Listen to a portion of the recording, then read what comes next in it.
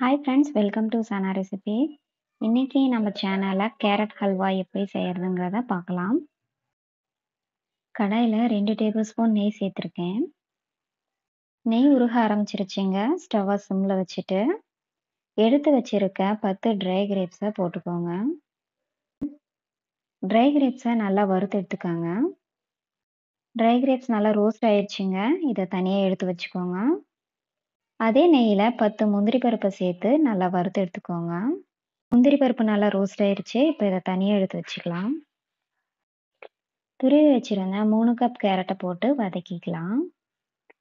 ஸ்டவ்வை மீடியம் ஃப்ளேமில் வச்சுட்டு கேரட்டை நல்லா வதக்கிக்கலாம்.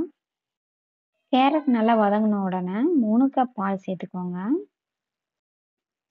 3 கப் பால் சேர்த்தியாச்சு. கரண்டி வச்சு நல்லா கலந்துக்கோங்க. கடாயை மூடி போட்டு மூடிக்கலாம். ஒரு 20 நிமிஷம் நல்லா வேகட்டுங்க. 20 நிமிஷம் ஆயிடுச்சு. மூடியை ஓப்பன் பண்ணி பார்க்கலாம். பால் நல்லா சுண்டிடுச்சுங்க. கரண்டி வச்சு நல்லா கலந்து விட்டுக்கோங்க.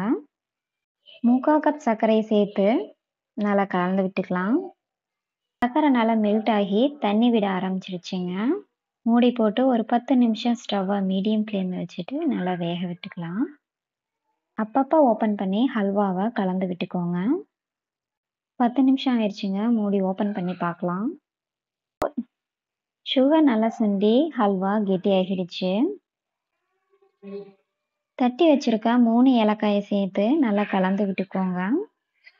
ஃபைனலாக வறுத்து வச்சிருக்க நட்ஸை சேர்த்து நல்லா கலந்து விட்டுக்கலாம். அவ்வளோதாங்க, கேரட் ஹல்வா ரெடி ஆயிடுச்சு. இந்த ரெசிபி உங்களுக்கு பிடிச்சிருந்துச்சுன்னா சனா ரெசிபீஸ்க்கு லைக் பண்ணுங்கள், ஷேர் பண்ணுங்கள், மறக்காமல் சப்ஸ்கிரைப் பண்ணுங்கள். தேங்க்யூ.